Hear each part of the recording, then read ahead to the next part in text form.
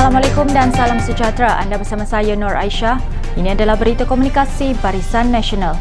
Datuk Seri Dr. Ahmad Zahid Hamidi memberi jaminan bahawa UMNO yang diterajuinya ketika ini mempunyai hala tuju yang jelas meskipun terdapat dakwaan bahawa parti berkenaan seolah-olah tiada hala tuju. Menurut pengerusi Barisan Nasional yang juga ahli Parlimen Bagan Datuk itu, hala tuju pertama ketika ini adalah memperkasakan Barisan Nasional untuk menghadapi pilihan raya umum ke-15. Hala tuju kedua yang digariskan beliau ialah memperkukuhkan kerjasama dengan pihak yang benar-benar jujur dan ikhlas untuk bekerjasama dengan Barisan Nasional. Tambah beliau, pimpinan UMNO juga mempunyai strategi terbaik untuk parti, ahli dan rakyat keseluruhan yang menepati kehendak akar umbi tanpa mengorbankan agenda perjuangan.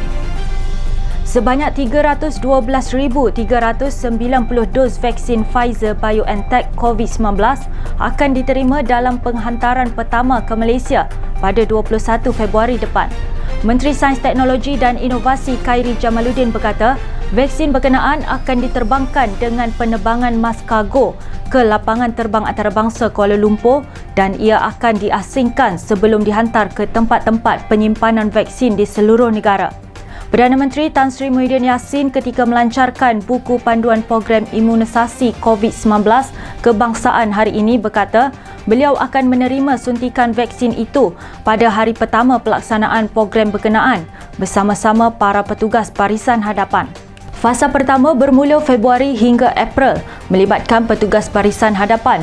Diikuti fasa kedua bermula April hingga Ogos bagi kumpulan berisiko tinggi iaitu warga emas berusia 60 tahun ke atas dan kumpulan rentan dengan masalah mobiliti serta golongan kurang upaya. Sementara fasa ketiga bagi golongan dewasa berusia 18 tahun ke atas bermula dari Mei ini hingga Februari tahun depan. Dalam majlis sama, Muhyiddin turut melancarkan laman web www.vaksincovid.gov.my untuk membolehkan buku panduan program imunisasi dimuat turun orang ramai.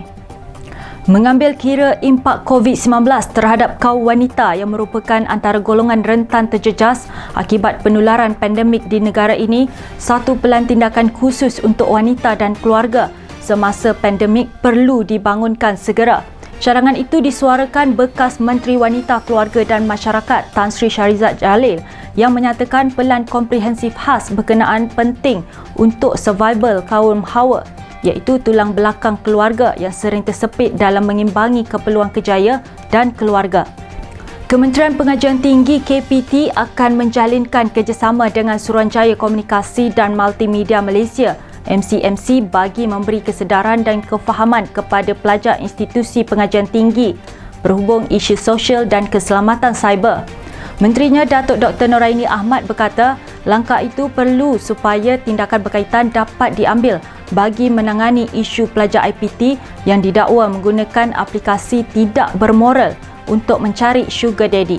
Sementara itu, MCMC dilaporkan telah menyekat laman sesawang sugarboot.com yang didakwa digunakan pelajar IPT bagi mendapatkan sugar daddy. Laman sesawang itu disekat kerana kandungannya melanggar undang-undang negara ini.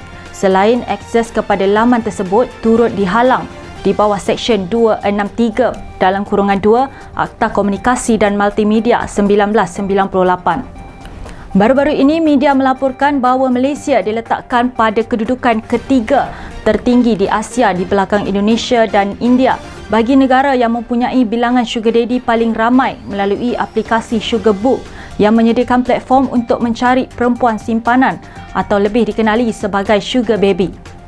Mulai Jumaat ini, hanya 4 negeri kekal diletakkan di bawah pelaksanaan Perintah Kawalan Pergerakan PKP selama 2 minggu sehingga 4 Mac ini. Manakala negeri lain kecuali Perlis dilonggarkan kepada PKPB.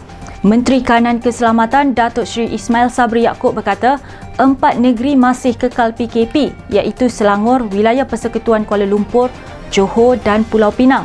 Manakala Perlis satu-satunya negeri dilonggarkan kepada PKPP. Mengenai aktiviti sama ada di bawah PKPB dan PKPP, ianya sama dengan aktiviti yang dibenarkan dan tidak dibenarkan sewaktu PKPB dan PKPP 1.0 sebelum ini, termasuk SOP-nya sama.